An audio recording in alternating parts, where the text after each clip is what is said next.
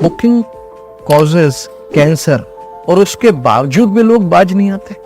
क्या आप जानते हैं कि इंडिया में रोज तकरीबन 4000 बच्चे अपना सिगरेट का पहला पफ लेते हैं, जिसमें से तकरीबन 1200-1300 बच्चे रेगुलर स्मोकर बन जाते हैं और उसमें से आधे इस दुनिया से अपनी इस आदत की वजह से ही चले जाते हैं। आपको पता है इंडिया में डेथ का सबसे बड़ा कॉज क्या है?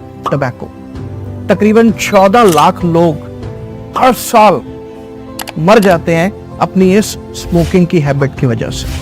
तो आज इस वीडियो में मैं आपको कुछ ऐसी लाइफ चेंजिंग स्मोकिंग से रिलेटेड इंफॉर्मेशन देने वाला हूं ना, जिससे आपका जो व्यू पॉइंट है स्मोकिंग के प्रति वो बिल्कुल बदल जाए।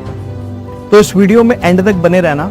ये वीडियो आपके भी काम आ सकता है और ये वीडियो आपके उस दोस्त के भी काम आ सकता है जो इस स्मोकिंग की लत से पीड़ित है। तकरीबन 4 कारण मैं आज आपको बताने वाला हूं कि लोग ये जानते हुए कि स्मोकिंग से कैंसर हो सकता है, उसके बावजूद भी स्मोकिंग करते हैं। उसके तकरीबन 4 कारण मैं आज आपसे शेयर करूंगा। सबसे पहला, उनको एडिक्शन हो जाता है। आपको पता है निकोटिन सिगरेट में मेन सब्सटेंस होता है जो कि हमें एडिक्टिव बना देता है। ज्यादातर लोग 80 to 90% लोग जो होते हैं ना, वो निकोटिन के अधीन हो जाते हैं और निकोटिन हमारे ब्रेन में तकरीबन 10 सेकंड के अंदर अंदर पहुंच जाता है और पहुंच के वो एक बज क्रिएट करता है जिससे एनर्जी महसूस होती है, एक प्लेजर महसूस होता है। लेकिन खुश होने की जरूरत नहीं है, वो एनर्जी, वो प्लेजर तुरंत फेड भी हो जाता है और फिर उस बंदे को लगता है यार मुझे दोबारा से दूसरी सिगरेट पीने की जरूरत है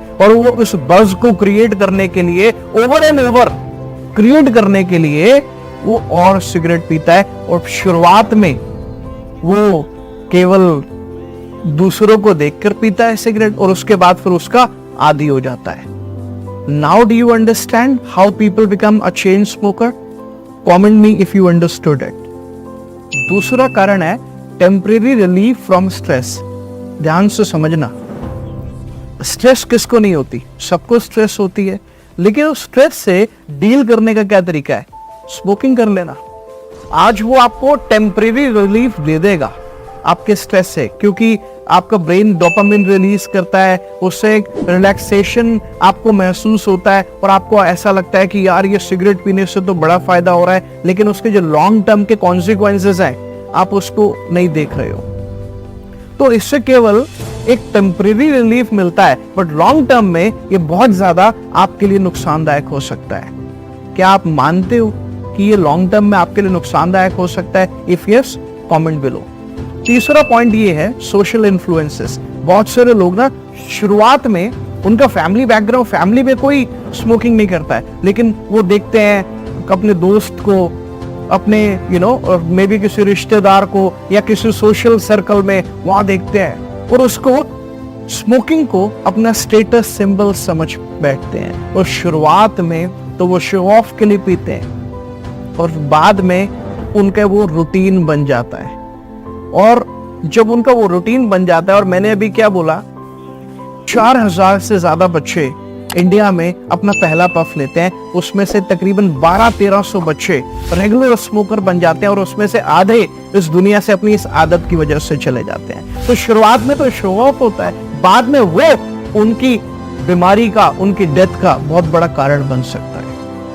तो इसीलिए जिस भी व्यक्ति को आप जानते हो जो स्मोकिंग करता है, ये वीडियो उसके साथ में शेयर करो अगर आप चाहते हो कि वो इस अपनी बैड हैबिट से पीछा छुड़ा ले।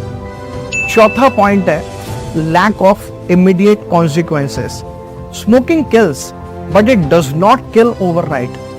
स्मोकिंग इंसान को खत्म करती है लेकिन रातों रात खत्म नहीं करती। एक बार की बात है, एक बंदा डॉक्टर के पास में जाता है और जाके बोलता है डॉक्टर साहब बड़ी खांसी हो रही है, बड़ी दिक्कत हो रही है। डॉक्टर चेक करता है, चेक करके बोलता है आप स्मोक करते हो क्या? बोला हाँ डॉक्टर साहब स्मोक करता हूँ। तो डॉक्टर बोलता है स्मोकिंग बंद कर दो, वो स्मोकिंग इंसान को धीरे धीरे मारती है। बोला डॉक्टर साहब अब मुझे भी मरने की कोई जल्दी नहीं है, मैं भी धीरे धीरे मरना चाहता हूँ। पता नहीं उसको समझ में आया कि नहीं आई डॉक्टर की बात। हो सकता है आपको समझ में आ गई होगी डॉक्टर उसको क्या समझाना चाह रहा था। तो क्योंकि इसके इमीडिएट रिजल्ट आपको नहीं दिखते, जो बैड इफेक्ट्स होते हैं, तो इसीलिए इंसान सोचता है अभी क्या हो रहा है, मुझे क्या हो रहा है, तो इसीलिए वो अपनी इस हैबिट के साथ में कई साल बिता देता है। और धीरे धीरे धीरे धीरे जब ये इस आदत का प्रभाव उसके शरीर के ऊपर होना शुरू होता है, तब उसको समझ में आता है कि ये कितनी ज्यादा खतरनाक है। लेकिन तब वो इतना ज्यादा आदी हो चुका होता है इसका कि उसके लिए छोड़ना बड़ा मुश्किल हो जाता है।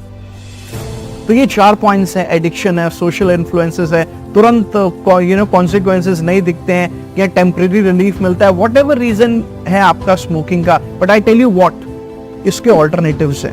और अगर सच में आप स्मोकिंग क्विट करना चाहते हो तो निकोटिन रिप्लेसमेंट थेरेपी बोल के, एनआरटी बोल के, अगर आप अपने डॉक्टर से कंसल्ट करते हो वो आपको समझा देंगे एनआरटी क्या होता है। तो आप वो जो निकोटिन आप सिगरेट से ले रहे हो उसको रिप्लेस आप कर सकते हो टेम्परेरी, और धीरे धीरे धीरे धीरे इस थेरेपी के जरिए से, निकोटिन रिप्लेसमेंट थेरेपी के जरिए से आपकी ये जो आदत है आप धीरे धीरे इससे बाहर भी आ सकते हो।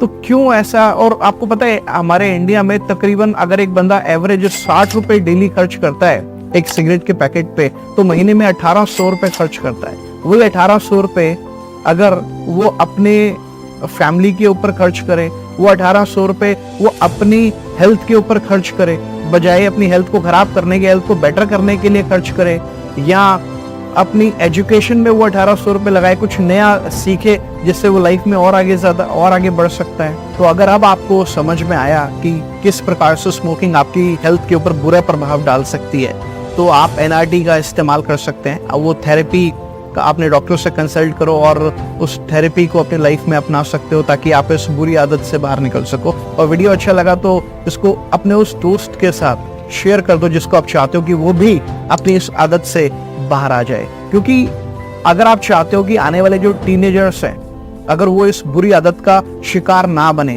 तो आप लोगों को एक अच्छा एग्जाम्पल बनना पड़ेगा। एक अच्छा एग्जाम्पल बन के, एक अच्छा एग्जाम्पल सेट करके आप उन टीनेजर्स को इस बुरी आदत का शिकार होने से बचा सकते हैं। जैसा कि मैंने बताया कि इंडिया में तकरीबन 13-14 लाख लोग हैं जो हर साल इस आदत की वजह से मर जाते हैं। तो आप, और अगर वीडियो अच्छा लगा तो मेरे को फटाफट से लाइक कर दो वीडियो को, और कमेंट करके बताओ कि वीडियो में आपको सबसे अच्छा क्या लगा। All the best.